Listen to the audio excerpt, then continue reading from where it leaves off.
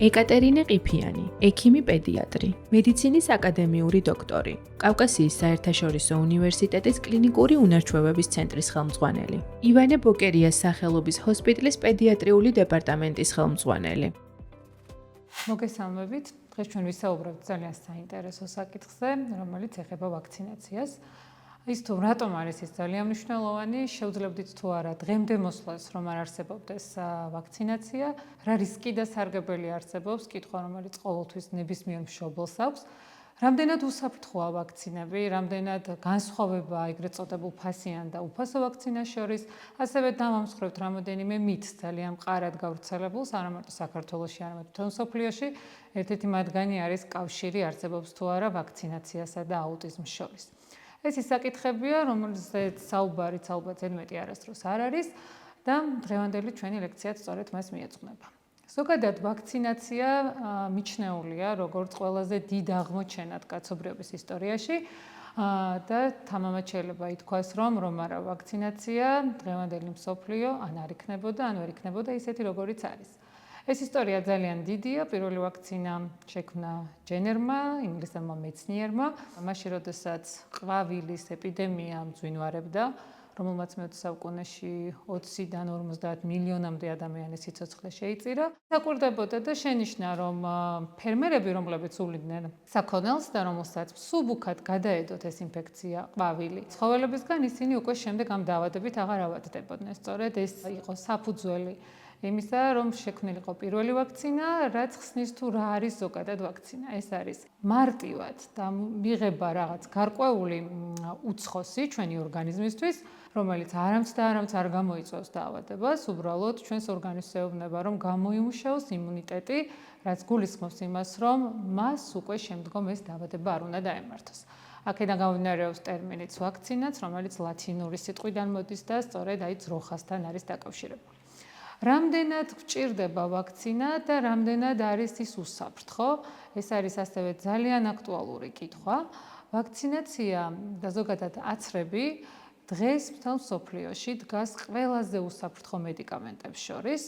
შესაბამისად, ნებისმიერი ის წამალი, რომელსაც შეიძლება მშობელი ძალიან აქტიურად, ძალიან ხშირად იყენებდეს საკუთარ შვილთან, ბევრად მეტად საფრთხეშემცველია, ვიდრე უბრალოდ ვაქცინა. გარდა ამისა, საუბარი იმისა, თუ რა შეიძლება გავაკეთოთ, ავცრად ბავშვი თუ არ აიცრას ის, ამ შემთხვევაში ძალიან იმდენად დიდია სარგებელი ვაქცინაციის, რომ პრაქტიკულად ამ ორი კითხვის დასმა ერთმანეთს აბსოლუტურად გამორიცხავს. და რატომ? ჩვენ ვაქცინა გვაქვს 14 უმძიმესი ინფექციის საწინააღმდეგოდ, რაც გულისხმობს შემდეგს, რომ შეგვიძლია იმ ვირუსული თუ ბაქტერიული ინფექციებისგან, რომლებიც იწვევენ ძალიან რთულ, როგორც ყისიერ თუ ბავშვს ეს დაემართება, ისე საკმაოდ გრძელვადიან პერსპექტივაში 10-15 წლის შემდგომაც კი შესაძლებელია მას ძალიან რთული გართულებები მოყვეს, რომელიც უბრალოდ მკურნალობის საშუალებაც კი არა გვაქვს დღეს 21 საუკუნეში მიუხედავად თანამედროვე მედიცინის და ტექნიკისა. ეს გულისხმობს სწორედ იმას, რომ ჩვენ ხელოვნურად შესაძლებელია ვთქვა თუ არის და ბავშვი დარჩეს დაუცველი. საქართველოს ეროვნული კალენდარი, რომელშიც არის სწორედ ზემოთ ხსენებული 14 ძირითადი მწვავე ინფექციის საწინააღმდეგო ვაქცინა ჩართული, არის საკმაოდ წარმატებული კალენდარი, ძალიან მარტივად თუ შეხედავთ სხვადასხვა ქვეყნის კალენდარს და გაინტერესებთ თუ განვითარების რა დონემზეა ესა თუ ის ქვეყანა, შეგიძლიათ უბრალოდ შეხედოთ სწორედ 10 წლის კალენდარს, რითაც ჩვენ შეგვიძლია ნამდვილად ვიამაყოთ, იმიტომ რომ ის დგას საკმაოდ წამყვან ქვეყნებს შორის, რაც გულისხმობს იმას, რომ თუ ჩვენ მას დავიცავთ, ბავშვს აცერი და დაიცავის მთავარი ლოზუნგი სწორედ რომ გამართლებული იქნება. როდის ვიწყებთ აცრებს, ხო? ალბათ ესეც საინტერესო იქნება, რომ გავაჟღეროთ. აცრა იწყება დაბადებისთანავე, ეს არის ბ ჰეპატიტის და ტუბერკულოზის საწინააღმდეგო ვაქცინაცია. ამ ორი ვაქცინის გარეშე დროული ჯანმრთელი ახალშობილი, რომელიც იბადება, ის არ ტოვებს სამშობიარო სახლს. ამის შემდგომ უკვე გაწერილია ჯერადობა, ეს არის 2 თვეზე, 3 თვეზე, 4 თვეზე და შემდეგ უკვე გრძელდება სრულად აცრის კალენდარი, სრულდება 14 წლის ასაკში.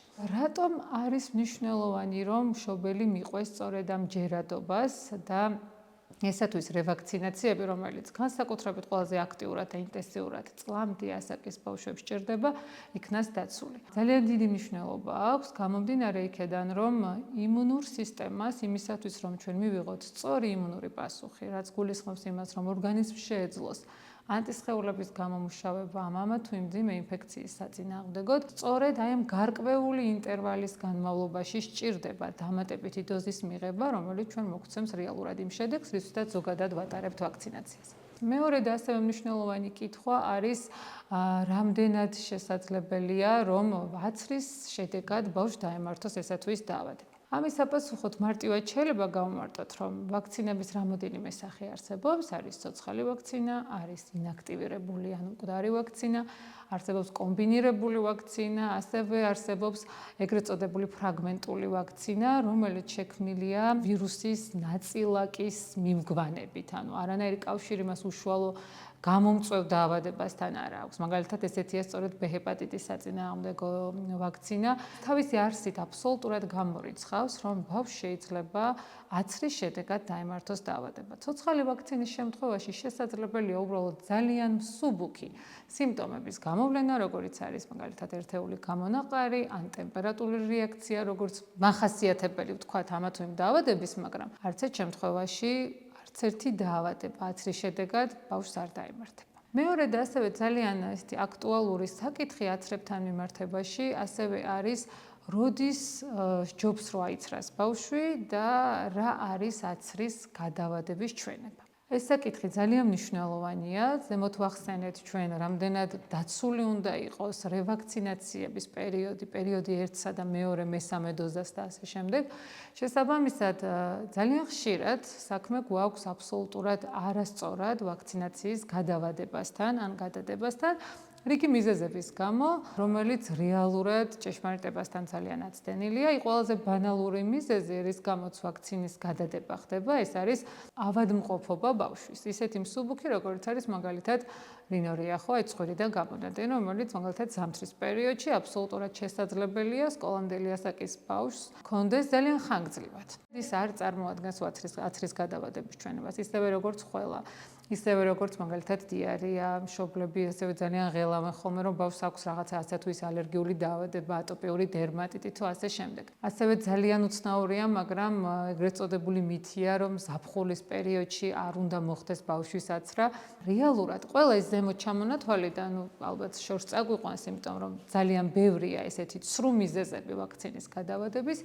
არც ერთი მათგანი არ არის რეალურად ჭეშმარიტი. რასაკვირველია, არსებობს ჭეშმარიტი მიზეზები, როდესაც ჩვენ გვიხდება ვაქცინაციის გადავადება, თუმცა ეს არის ძალიან ცოტა, ძალიან ერთეული. მაგალითად, ეს არის მწვავე ვირუსული ან ბაქტერიული ინფექცია, რომელიც მაღალი ცხელებით მიმდინარეობს. ეს არიან ბავშვები, რომელიც ქიმიოთერაპიის კურსს იტარებენ, ან ჰორმონოთერაპიის და ასე შემდეგ. ეს არის ძალიან კონკრეტული და ძალიან ინდივიდუალური შემთხვევები, როდესაც ამა თუ იმ მიზეზის გამო ჩვენ ბავშვებს ვერ ვცრით. და სწორედ ამიტომ არის ძალიან მნიშვნელოვანი, რომ როდესაც ჩვენ გვჭირდება ვაქცინაცია, მაგრამ აი ამ მდგომარეობების გამო ბავშვს ვერ ვცრით, მის ირგვლივ მყოფები მაქსიმალურად უნდა იყვნენ სწორედ რომ იმუნიზირებული, იმისათვის რომ ესეთი კონტინგენტი, მოწყვლადი კონტინგენტი დავიცვათ. ამიტომ ეძახიან აცრას ეგრეთ წოდებული სოციალურ პასუხისმგებლობას. ვაქცინაციის ჩატარება, არ ჩატარება, არამც და არამც არ გვაძლევს იმის საშუალებას, რომ ჩვენ გადაწყვეტილება მივიღოთ უბრალოდ როგორც მშობელმა, რომელიც წყვეტს საკუთარი შვილის ბედს. ბავშვი, რომელიც ძალიან მარტივი მაგალითი მოგყავს ხოლმე მშობლებისთვის, რომელმაც მაგალითად ლეიკემია დაამარცხა, არც განმარტავ, იმიტომ რომ თითქმის ყველა მიცის რა ვერაგი დაავადება დგას ამ ტერმინის უკან. ძალიან დიდი ბრძოლის ტანჯვის შედეგად ჩვენ ვაღწევთ გამარჯვებას ხშირ შემთხვევაში და აი ამ ბავშვისთვის, რომელსაც ჩვენ რაღაც გარკვეული პერიოდი ვერ ვცრით, როდესაც მშობელი ამბობს, რომ მას ყავს ჯანმრთელი შვილი და ურჩევნია, რომ დაავადდეს ამა თუ იმ ინფექციით და გადაიტანოს ბრჭყალებში, რასაკვირველია ესა თუ ის დაავადება, კი შესაძლებელია ჯანმრთელმა ბავშვმა გაუმართლოს და გადაიტანოს, მაგრამ არამც და არამც არ გაუმართლებს ისეთ ბავშვებს, რომლებმაც სულ რაღაც დღეების წინ შეიძლება სწორედ რომ აი ვერაგ სიმსივნურ დაავადებებზე გაიმარჯვეს და მათთვის ეს დამღუპველია. ამიტომ პასუხისმგებლობის გაზიარება, მაშინ როდესაც ჩვენ ვაქცინაციაზე შეგნებულად ვამბობ თუ არის ძალიან მნიშვნელოვანი. ის რატომაც ჰარდი იმუნიტეტი ეს სიტყვა განსაკუთრებით ბოლო პანდემიის შემდგომ თითქმის ყველასთვის გასაგები გახდა, ეს ნიშნავს სწორედ იმას, რა დროსაც ჩვენ ყვავილი დავამარცხეთ, როდესაც ის ფაქტიურად არ არსებობს, იმიტომ რომ უდიდესი პოპულაციისა იყო სწორედ მოცული ვაქცინაციით. სწორედ იგივე ეხება პოლიომიელიტს, იგივე ეხება დიფტერიას, რომელიც თითქმის ერთეული შემთხვევები გვხდება.